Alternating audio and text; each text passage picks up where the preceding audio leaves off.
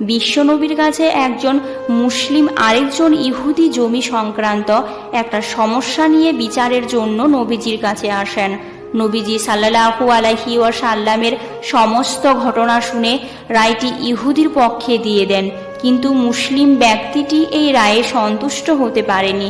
তিনি নবীজির দরবার থেকে বের হয়ে হযরত আবু বকর সিদ্দিক রাদিয়াল্লাহু তাআলা আনহুর কাছে গেলেন।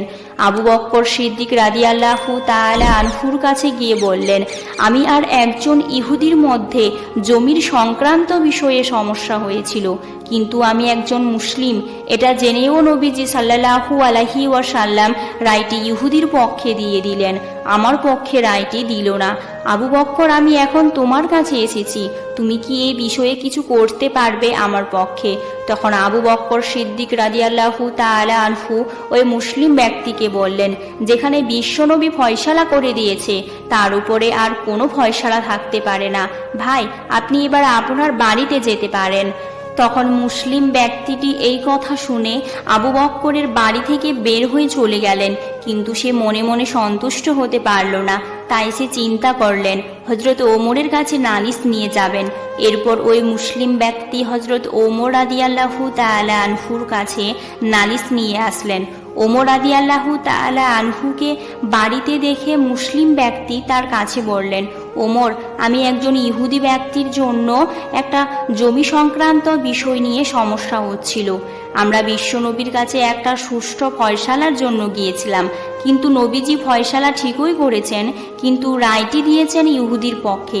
আমি যে একজন মুসলিম, আমার পক্ষে কোনো রায় দিল না।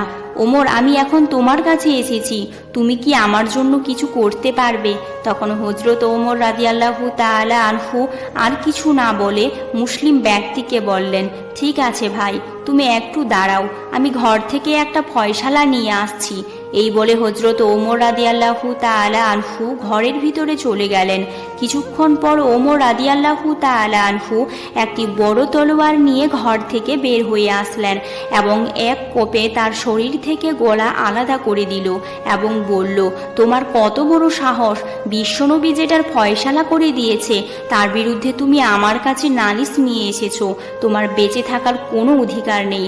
ওমর রাদিয়াল্লাহু তাআলা আনহু এতটাই নবীজির জন্য পাগল ছিলেন, এতটাই নবীজিকে ভালোবাসতেন এবং নবীজির সমস্ত সিদ্ধান্তগুলোকে চোখ বুঝে মেনে নিতেন। আল্লাহ রাব্বুল আলামিনও হযরত ওমর রাদিয়াল্লাহু তাআলা আনহুকে এতটাই সম্মানিত করেছিলেন যে মক্কার সমস্ত কাফেররা ওমরের ভয়ে থরথর করে কাঁপতে থাকত। কিছুদিন পরের ঘটনা, একদিন হযরত ওমর রাদিয়াল্লাহু তাআলা আনহু রাস্তা দিয়ে হেঁটে যাচ্ছিলেন এবং সেই একই রাস্তা দিয়ে একজন ইহুদি ব্যক্তি মদ খেয়ে হাঁটছিলেন।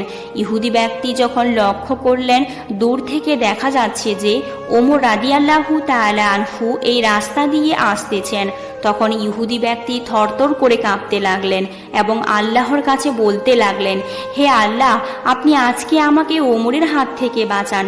ওমর যদি জানতে পারে যে আমার হাতে মদের বোতল রয়েছে তাহলে নিমিষেই আমাকে শেষ করে দিবে। হে আল্লাহ গো, আমি ওয়াদা করছি আপনি আমাকে আজকে এই বিপদ থেকে বাঁচান, আমি কোনোদিনও জীবনে আর মদ পান করব না। কিছুক্ষণ পর ওমর রাদিয়াল্লাহু তাআলা আনহু লোকটির একদম কাছাকাছি চলে আসলেন। তারপরে ওমর রাদিয়াল্লাহু তাআলা আনহু লোকটির হাতে একটি বোতল দেখে জিজ্ঞেস করলেন, হে ভাই, তোমার হাতের মধ্যে এটা কিসের বোতল? তখন ইহুদি লোকটি জবাব দিল, ওমর, আমার হাতের মধ্যে এটা দুধের বোতল রয়েছে। তখন ওমর রাদিয়াল্লাহু তাআলা আনহু ওই লোকটিকে বললেন, তাহলে তুমি তোমার বোতলের মুখটা খুলে একটু ঢোলে দেখাও তো। তখন ওই ইহুদি ব্যক্তি ভয়ে থরথর করে কাঁপতে লাগলেন এবং বোতলের মুখটা খুলে যখন মাটির মধ্যে ওই ভিতরের পানিগুলো ফেলতে লাগলেন তখন টাটকা দুধ ভিতর থেকে বের হয়ে আসছিল। সুবহানাল্লাহ।